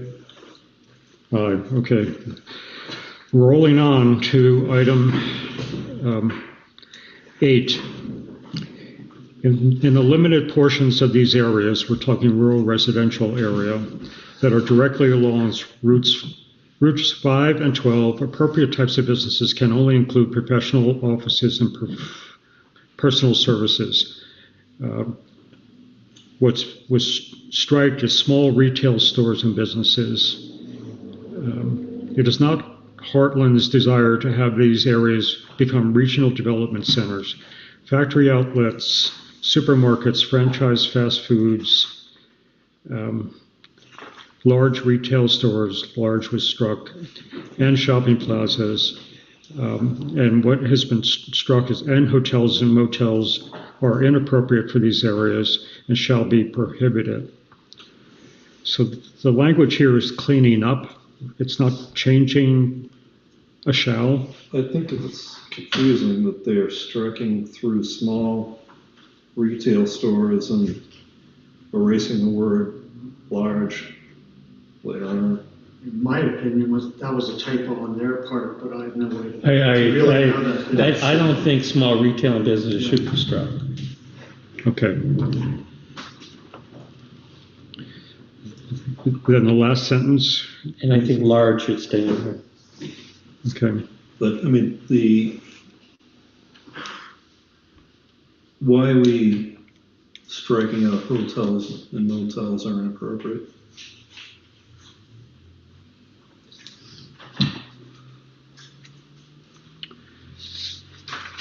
We've said it can only include professional offices and personal services. Yeah, this whole paragraph just seems like it's out of whack. Yeah. It's like they gave an example of a few spaces that they didn't want to go to, but they didn't give them all. So, I mean, you could go on forever with a list of things that you don't want. Yeah, good luck. Absolutely. I mean, my suggestion would be go back to the original language on this one. Are there any trapdoors that we're going to get caught in because we have, I think those exist no matter what. Yeah, you have those in other sections. Right. okay. So, Okay, so we're agreeing then that there's no change to rural residential area policy item 8. You're going back to the original language. So, all right, so I'll make a motion that we restore rural residential area policy number 8 to the original language. so if you read the introductory statement though, in the limited portions of these areas that are directly along routes 5 and 12. Yeah. So what happens if you are behind a business or something you're not, what is directly along? That means you have to have road frontage Well, along? there was another one earlier in that same section, which was further limiting if you weren't on the highway. Yeah, Right, so that, we left that, and then what we said, but we can, along the highways where there's been some tradition of commercial use, we would allow that. well what if we wanted to put something, say, behind Mike's? Yeah, that would be, That's not along the highway. no, it isn't along the highway. If you want to do that, you, Why wouldn't we want some businesses, you know? Right, that's what I'm getting at. Yeah. Why would, so can we just strike that small? ultimately, you're gonna have to make these decisions, so. Right. It's whether, which version you're going with If we now. go, I'm sorry, go ahead. If you go back, it says no small retail stores Well, and yeah, businesses. we're gonna- I don't we're know gonna- that we want to do that. We're gonna undo that. We're gonna go back to the original language and get rid of that strike through. That's the motion that's on the table, is get rid of the strike throughs, go back to the original language. Yeah, but the original language was small retail stores and businesses. Or allowed, That's why they're allowed. they're allowed. Yeah, along the highways. Okay. That was meant to be, a more liberal provision than the. Yeah. Okay. So where are we? Can we? Yeah, it's the Walmarts and the shopping plazas that are not allowed. This Walmart's not coming to town. We don't have to worry about it. Okay, so all in agreement, say, Well, I don't know we if have a I second? don't know if we had a second on that. I think I did. I'll second it. All right. Okay. Can we second without Clyde? So I'm gonna be a no. Okay. What adjustment do you want to make to that? Tom? I don't like directly along. Directly along. Yeah. And then it says, in the limited portions of these areas that are directly along. Well, those are the. What does that mean? I think those are the only paved roads that would make sense to have businesses like this. Well, we meant to say the property abutting the town highway, but maybe we could have used better language, but that's what we But meant. previously, we said we'd like to limit the number of curb cuts. So we could have one curb cut that would go in behind something, if we wanted to have something there. Well, curb cuts would be on whether it's on the highway or not. Can we get rid of the word directly? It's also not just, we're not talking Route 5 and 12. If you look at the rural residential area on the map, it extends halfway up the Quechee Road. Right. And we wanted to be more restrictive up there, but. because there's not a lot of business. But Is it, you're not referring to the Quechee Road in this statement, you're only referring to No, Route 5 and 12. anything that's not on, that's in the rural residential area that's not on Route 5 and 12.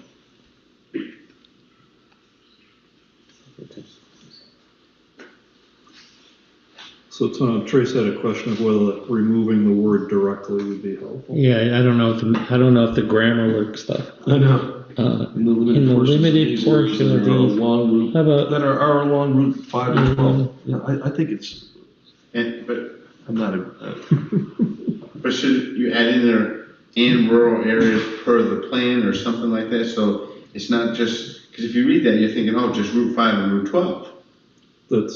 That's what the planning commission wants. Yeah. Right, that's in the opening Oh, paragraph. that's, okay. Thank Yeah, you. in certain Sorry. limited areas surrounding Hartland Three Corners and along US Highway 5 and State Highway 12, on and on. get rid of the word directly, if that helps. Then I'm going to amend my motion to say, restore item 8 under rural residential area policies to the planning commission version, but remove the word directly. I think there's only one directly in there, so I think that's good. I'll second that one. Jim, it doesn't make, it says in the limited portions of these areas, That are along Route 5 and Route 12 are fairly long. Why can't we just say areas along Route 5 and 12? Say it again? Well, there's the portions of them that fall in the rural residential, because some portions of them are in rural or in village. Well, then say that businesses in the rural residential area along Route 5 and 12, appropriate type of businesses, blah, blah, blah. If that makes Just sense. taking out directly? Yeah, I'm not, it doesn't, okay, I mean, that's more semantic. I'm not than gonna- anything else, yeah. I'm not gonna diagram that sentence, so, you know. But Does anybody know what that means? I'm sure we Diagram have, sentence? You English majors. there's got to be resources in the town that are better at grammar than we are. All right, fine, just get out rid of directly. So we're just striking the word directly, but keeping the original language. Yeah, so that was the motion. Phil seconded. I don't think we voted. And we add, We haven't, there was another discussion. All in favor of the motion, say aye. Aye. Motion Is that, passes. that's 5. No, you got 2 more, sorry. Oh, really? Okay, rural- That would be 7. You get a Snickers bar for the 6 months. We're on page 22, rural area policies. Item 2, accesses should be spread out to retain the rural feel. The rest is actually struck. This has to do with 400 feet. of highway frontage. There was a lot of discussion prior to the select board adopting or approving this for the public hearing draft on this policy specifically. And the compromise was to strike the entirety of the 400-foot discussion because there was no clean answer or solution.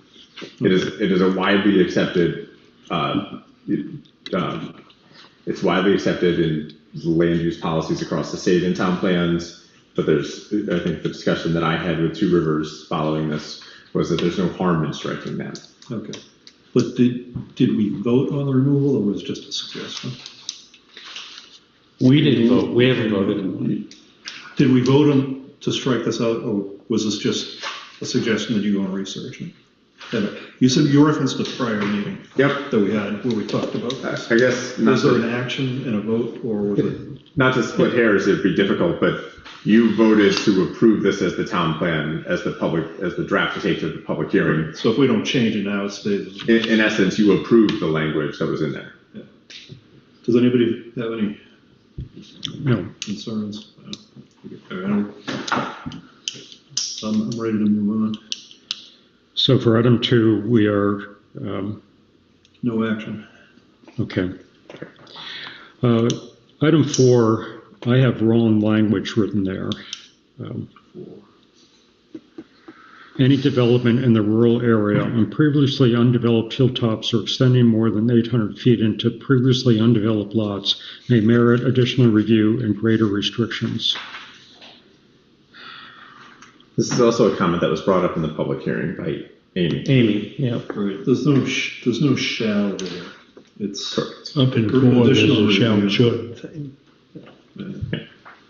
And there was no change from the planning commission Okay. draft. So instead of say, merit for additional, say may require additional review and greater restrictions. I don't know, merit, usually we It's say. a little subjective. Yeah, So just, make that just motion. change merit to require. Make the motion and we'll second. Make a motion under rural area policies, number 4. We keep the paragraph as written, except we change on the second line from may merit to may require. And I also want to make sure we haven't skipped over Sherry's question. All right, You so said we I'll were gonna- second Tom's motion. Yeah. All in favor, say aye. Do you remember what that Excellent. was? Yeah. So item 4 is the language just Tree. so Sherry has suggested a stronger language there that said will require. In the second Oh, half here it of is, policy yeah. 4. Yeah, town should consider adding provisions that no structures May. built Tree or the canopy. national tree canopy, so. Your issue was with the word may break, correct? So you're saying, what you brought up at the public hearing, Sherry, the town should consider adding provisions that no structure can or will break. I said will. Right, you said will. I think the issue you brought up was that may is too loose of a term, correct? Right here it says should. I don't have anything corrected, so has that been corrected before? No. No. So right now it says no structures may break the natural tree canopy.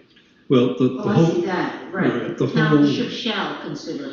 I guess if you're using consistent language, shall versus should. I think that's a weak sentence. yeah, I agree with Trace. The town should consider, they should think about. Right. And I Consider think it doesn't really matter whether it should or shall. considering is having a conversation over something that, so either it gets stronger or we leave it alone. It's not a, Mr. English major, help me, what type of qualifiers that should? Problem is, Yeah. it's very subjective language. You know, if we did like sort of a hilltop assessment or a viewscape, that would be one thing, but, you know, for instance, Trace, if you put a structure up on Rapid Hill and it breaks up the canopy, then that's a lot. Most towns have restrictions on building houses in the ridge Above line. 2,500 feet or 1,500 feet. Yeah, Okay, did and we, I don't want a lot of restrictions on my personal property. 'Cause, Right. you know, I want my children to someday maybe be able to build a house. I'm looking at 800 lineal feet or 800 feet of no. I mean, I don't agree with it. I think we should just leave it. okay, so we have one change in paragraph 4 in the second line, it's may require additional as opposed to may Yeah. merit. Did we vote on that one? No, we seconded it. Yeah, there's been no vote on that. All in favor of those changes to rural area policy number 4, the one word of merit to require, say aye. Okay, It's weak. It's weak. It's just never going to hold up into anything. No. All right, so we got one to go, and then we got to take a quick look at the impact of the land use recommendations. yeah, so item 8, new development of rural areas, shall has been changed to should. Be limited to agriculture, forestry, and home occupations. No other commercial or industrial development shall be permitted in this area. I'm thinking this is an area that we should go back, we should remove the should and go back to shall. I don't have any real strong consideration about that last sentence, now whether commercial or industrial development should be permitted in this area. I don't know if that's necessary, but I'm okay with putting it back in. So, but it doesn't designate, New development in rural area. where's rural areas in the map? What's the land use map? At the beginning of the chapter, Yeah, I couldn't remember. page 18. It says,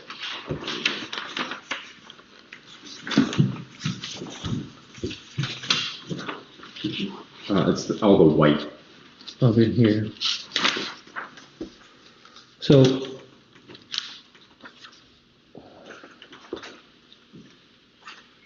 if I have a sugaring operation and I decide to sell out of my sugar house maple syrup and leftover squash and so on, is that It's okay. considered still agriculture? It's agriculture, yeah. And Is under agriculture, you're allowed to have a farm stand. So, I could see industrial development, I don't, and I also don't know what lower density residential development means. So, that's a very, very broad statement that could be very, very limiting. And when you go to do zoning.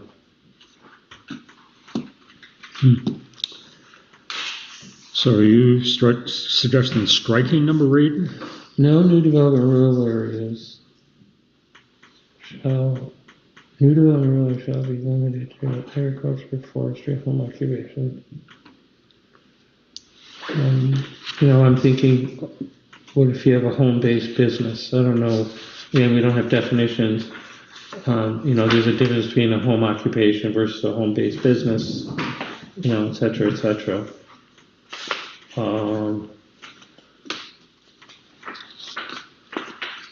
And then we have as well as lower density residential development. So we don't have anything in here so what's lower? Right. It's like, is that one residence per 5 acres, one residence for 10 acres? What is that? And why would we not allow for residential growth? Where are people going in this town? Restrict the commercial. Is that a question with no answer? Yeah. Okay. Yep. Okay. So I just think maybe we just strike out lower density residential growth and we have limited commercial or home-based businesses or something like that, if you want to use that kind of language. This is pure zoning language. New development. So new developments in rural areas should be limited to forestry and home occupations. There's just so many things that you could do. Again, they're trying to. It's too limiting.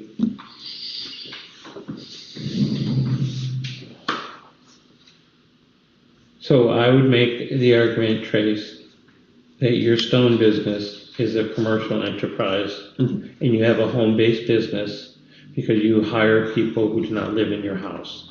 That is not considered home occupation. he's not in a rural area. But I'm just using the argument that If somebody wanted to start a new business in town, and it was a stonemasonry business, they would not be able to develop a business like that. right. Right. According to this, Or you could be working from home, and one of the things that people don't like are like lots of UPS trucks coming up and down the road. yeah. You might be, based on the map. I'm just wondering, Portions of your land are included within the rural area. is there actually any value to number 8? Is it just overkill? And I don't know, do you wanna, is it keeping us from having development and? do you wanna grab a pit next to your house? I think I prefer the should. I would remove the industrial development, and I would put residential development. I put residential, not lower density, because I don't know what that is. You're not going to get a lot of density in these rural areas because they don't have sewer and water. Well, you can get people buying land to put in tiny homes. So we agree that this needs to be changed, right? I'm just saying. I agree this needs to be changed. Can someone come up with some different verbiage here, please? So I'll give you my suggestion, but you're not gonna like it. On rural area policies number 8, I think we should take Phil's suggestion, change should to shall, and that should be the only change.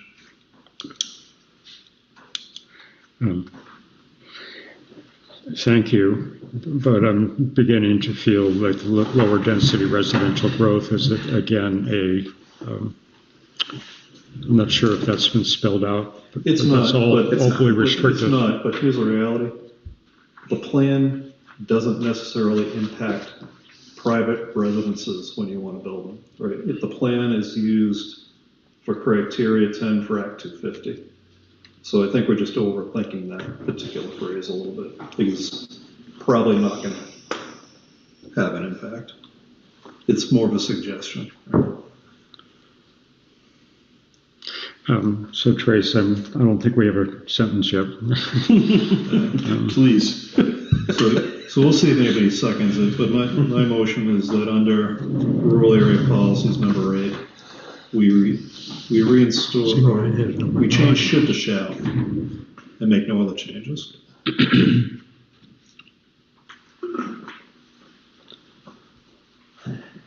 And then we still have multiple other sections to look at. Is there a second? Okay, motion fails. We're back to discussion of item 8.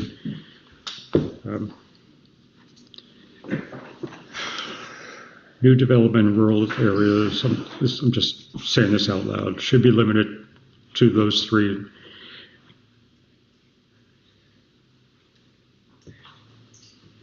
As well as Yeah, well, you can just have residential growth. Just suppose you could just a period after home occupations and say limited residential growth and home occupations shall be carefully reviewed or something along those lines.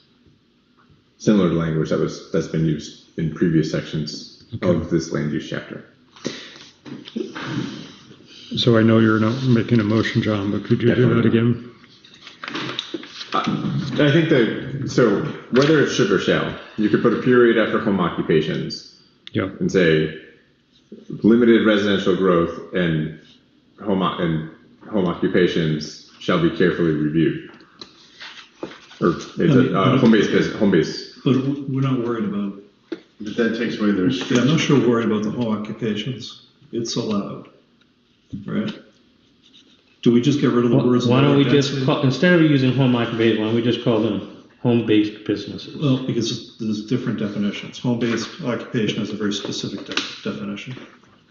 But it's quite limited.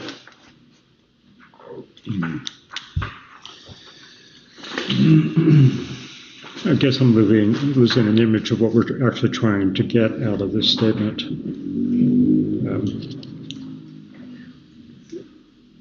I think the key is you probably don't want heavy industrial development in a rural area. Yeah, that probably does not make sense. And we say that in other places. Not in the rural area. Yeah, not for the rural area. Okay. So that would just be consistent, right, with like rural residential. Okay. Let's see. Business, industrial, rural, residential.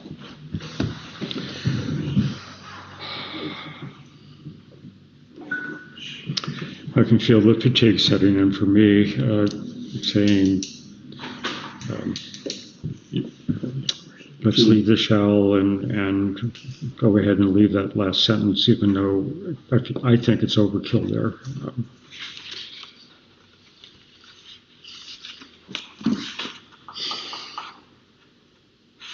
Our heads are all down. Yeah, this is gonna be, we gotta tackle the rest of this next meeting. Yeah. Yeah, I was gonna say, we didn't have to get it. We So don't have if to we get it. can get through this last one, I'll buy everyone a Snickers bar at BG's. We're going to throw the empties into your truck. Yeah, that'd be fine. The good thing's living in my own.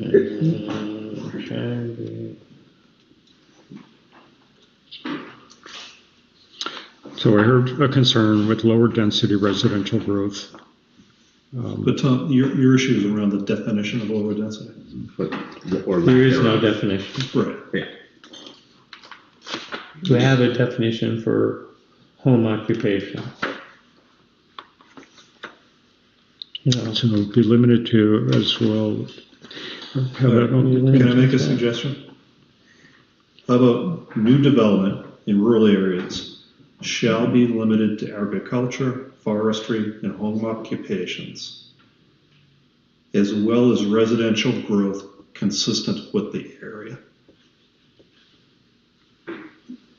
Which is in line with rural area policy number 1. Yeah, it's fine. Okay. Yep. Do I have a second? I'll second. Did you type that out? No. Can you remember what you said? That hopefully is recorded. So, Please, man, remember what you said. okay, so the last part of item 8, which is struck But- now, but we gotta- is struck.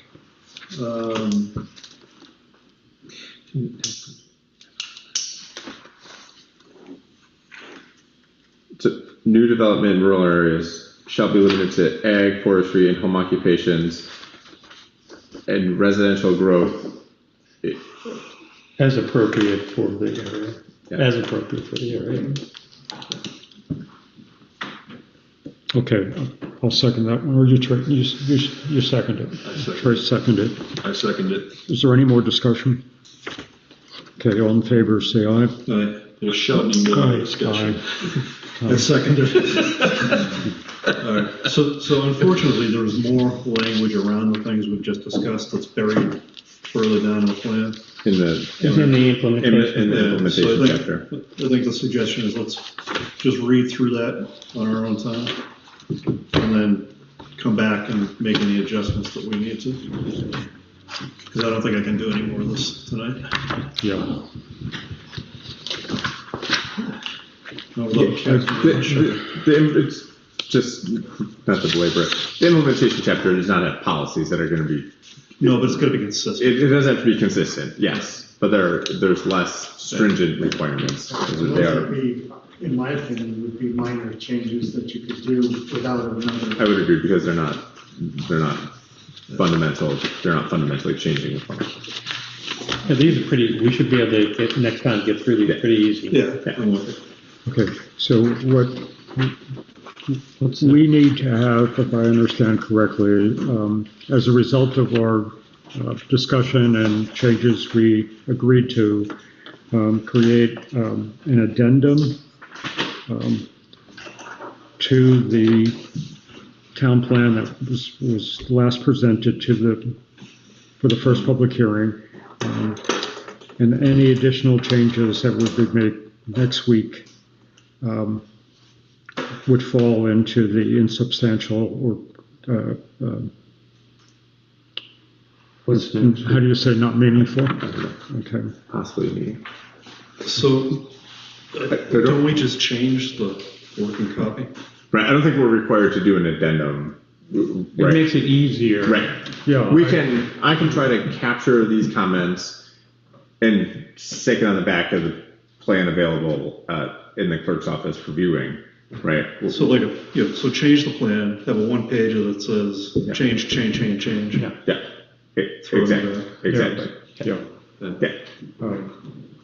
And then whatever we do at 2 weeks from tonight would be. But we don't. What's two? We got to set dates. You keep throwing out dates that don't exist yet. I can see, yes. Yeah. Okay. But, When I, but we would technically need to have, oh no, we only need to have one more public hearing. correct, As long as we don't make changes. correct, after that. Yes. Okay. We're moving on. Please. Town manager update, please. Closing the town plan. Sure. Okay. Grand list was submitted last week, so we'll have errors and omissions coming in, in future, but everything went relatively smoothly with the grand list, so that's good. Phil, you brought up earlier the tax map. So as a part of the grand list, Doug has been working behind the scenes to update the tax map. That now is live as well. We're talking about holding in essence, like an open house. Come and ask questions on the tax map, and we'll walk you through your property and be able to show you what changes were made. That would be great, because there's been so many, Yep. been stopped so many times by people saying my property is incorrect. Yeah, so hopefully we captured all of those. We've had a couple of folks leaving the town. Mason has left the assistant athletic director position, or the assistant rec director position, and also athletic director. We'll be posting that job in the coming week or two, hopefully getting somebody on board, but John's in good shape with summer staff to keep summer camp moving along. Amy, the children's librarian, is leaving the library in the next couple of weeks, so that job is currently posted by the library. Bischoff Lane will be closed tomorrow for some tree removal, just as an FYI. Chippers had a cancellation, so they were able to move that up. So that went out on the listserv and was posted online today, and signs went out. The roadside mower, in case you get any questions, will be going out starting this week. The person who drives the roadside mower has a full-time job during the school year, but as school is wrapping up, we anticipate them going out and going there. And we did hear back from V-Trans. We are going to be there amending the speed limit through Four Corners. Pushing the slower speed zone out further as you're going towards Woodstock. And then also creating a no parking zone in front of if you're going up the building on the north. 148, 12. There you go, 148.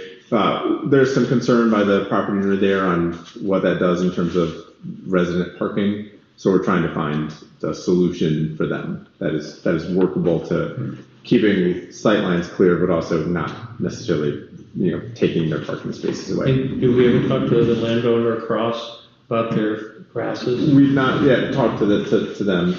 We will as they continue to grow. But they cut them. They did cut them. V-Trans was very clear that, we can come and mow them down, but we would prefer to not do that. So, and that is it in the sake of time. Oh, yeah.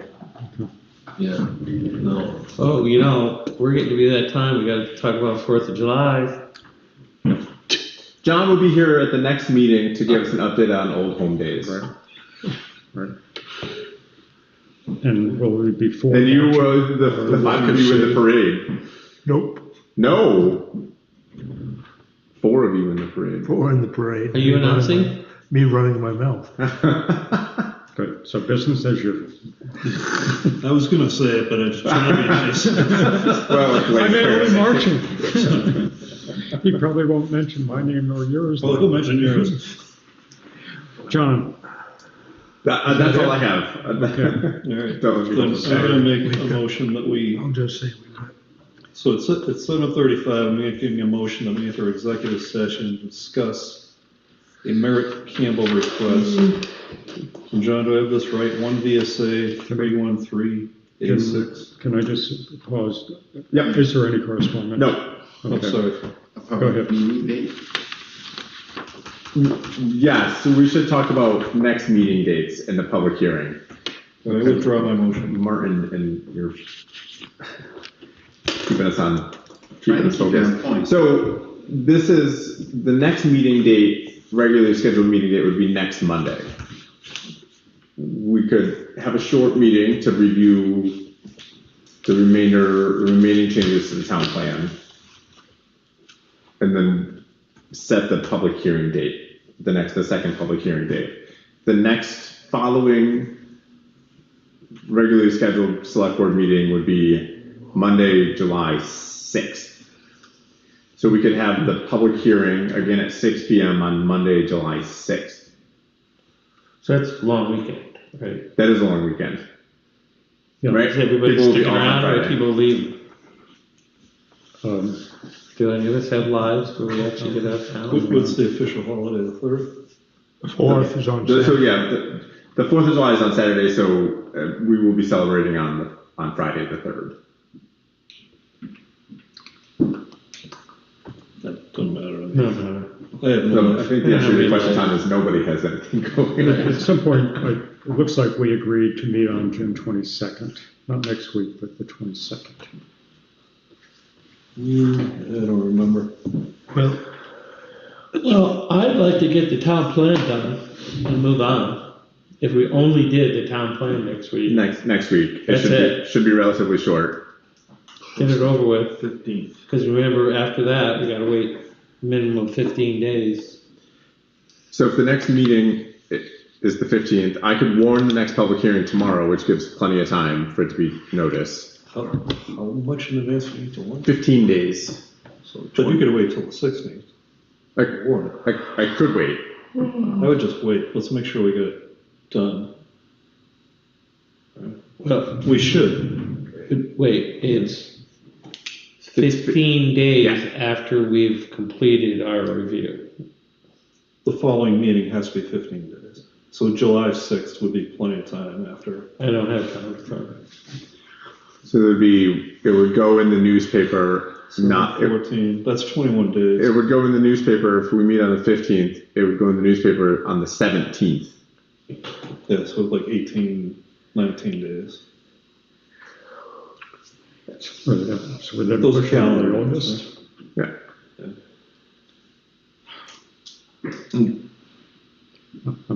I'm going to be out of here, but I don't know exactly when in August. Yeah, and I'm out of here 2 weeks in September. September. Yeah. Oh no, wedding in Portugal. Oh.